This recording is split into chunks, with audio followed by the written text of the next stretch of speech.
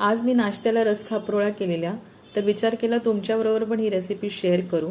तर सर्वात जास्त महत्त्वाचं हे असतं की पावसाळ्यामध्ये किंवा थंडीमध्ये पीठ आंबत नाही, तर ते पण थोडक्यात मी दाखवीन कसं करायचं ते। तर प्रमाण इथे घेतले 3 पेले मी वाडा कोलम घेतले, जुना वाडा कोलम, 1 चमचा मेथी दाणे, 1 पेला उडीद डाळ आणि अर्धा पेला इथे चणा डाळ घेतले। ते छान स्वच्छ धुवून 4 ते 5 तास भिजत ठेवलेले आहे। 5 तासानंतर इथे छान आपल्याला बारीक वाटण करून घ्यायचे। वाटण करताना पाणी जे वापरते मी ते कोमट करून घेते पाणी, जेणेकरून पीठ आंबायला मदत होते, उबदारपणा राहतो पिठामध्ये। तर असं बारीक आपल्याला तिन्ही जिन्नस वाटून घ्यायचे। शक्यतो पीठ मी कुकरमध्ये आंबवते, चारी बाजूने ते व्यवस्थित बंद राहतं, हवा बंद, त्यामुळे पीठ छान येतं। स्वच्छ हाताने आपल्याला पीठ व्यवस्थित मिक्स करून घ्यायचे आणि छान फेटून झाल्यानंतर 1 चमचा आपल्याला यामध्ये हळद घालायची आहे। मीठ आपण दुसऱ्या दिवशी घालायचे, जेव्हा पीठ आंबेल तेव्हा। छान मिक्स करून घ्यायचे आणि कुकरचं झाकण व्यवस्थित बंद करून उबदार जागेवरती ठेवायचे।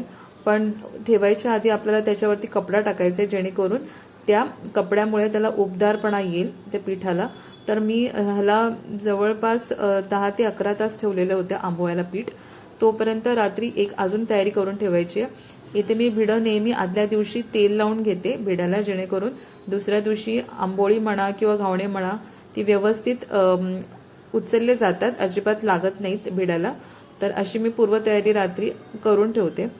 दुसऱ्या दिवशी आपल्याला नारळाचा रस बनवायचा आहे पहिला।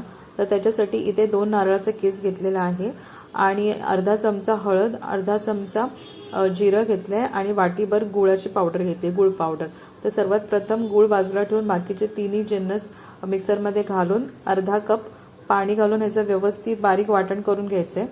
इथे मी गाळणी ठेवली, त्याच्यावरती पातळ कपडा ठेवून रस काढून घेणार आहे। तो खूप सोपी पद्धत आहे, जास्त असं पसारा होत नाही रस बनवताना। तर आपण एकदा पहिलं वाटण आपण बनवलंय हे घातलंय गाळणीमध्ये आणि व्यवस्थित कपडा असं गोळा करून एकत्र व्यवस्थित पिळून घ्यायचंय आणि बऱ्यापैकी रस निघतो पहिल्याच ह्याला। तर मी 3 वेळा केलं अशा पद्धतीने, थोडं थोडं पाणी घालायचंय आणि जितकं जास्त आपल्याला पिळून काढता येईल रस तेवढा आपल्याला काढायचंय। आणि चौथा तुम्हाला हवं असेल तर त्याच्यामध्ये साखर थोडीशी घालून त्याचं नारळाची वडी बनवू शकतात।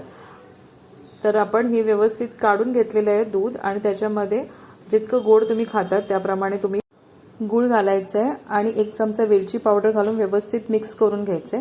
ते सगळं तयार झाल्यानंतर दुसऱ्या बाजूला हे पीठ आंबलेलं आहे। तर अशा पद्धतीने तुम्ही बघू शकता, व्यवस्थित आपल्याला ढवळून घ्यायचंय आणि आता आपल्याला चवीनुसार मीठ घालून घ्यायचंय। थोडं दाटसर आहे तर थोडं पाणी घालून पीठ ऍडजस्ट करून घ्यायचंय, जास्त पातळ नसतं आंबोळीचं किंवा खापरोळीचं पीठ। तर माझ्या घरी थोडंसं मी जाडसर ठेवते खापरोळ्या आणि छोट्या बनवते, त्या खूप आवडतात घरी। तर आपण इथे जी भिडं ठेवलेलं होतं तर त्याचं काय करायचंय दुसऱ्या दिवशी ते बघूया। इथे जे आपण वरचं एक्स्ट्रा तेल घातलेलं ते आपण काढून घ्यायचं आहे वाटीमध्ये आणि हेच आपण खापरोळ्या बनवताना हे तेल वापरायचं आहे।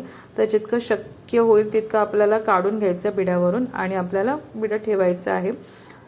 आणि एक्स्ट्रा जर तेल वरती राहिलं असेल तर तुम्ही टिश्यू पेपरनी पुसू शकतात आणि 1 पळी आपण घालायचं आहे पीठ आणि तुम्ही बघू शकता छान अशी आपली जाळी पडलेली आहे आंबोळीला, सॉरी खापरोळीला। आंबोळी आणि खापरोळी जवळजवळ सारख्याच आहेत, काही वेगळं नाहीये त्याच्यामध्ये। तर एक बाजू छान शिजलेली आहे, आपल्याला परतवायची आहे छान। दुसऱ्या साईडला पण गोल्डन रंग आलाय, तर तयार आहे आपल्याला खापरोळ्या।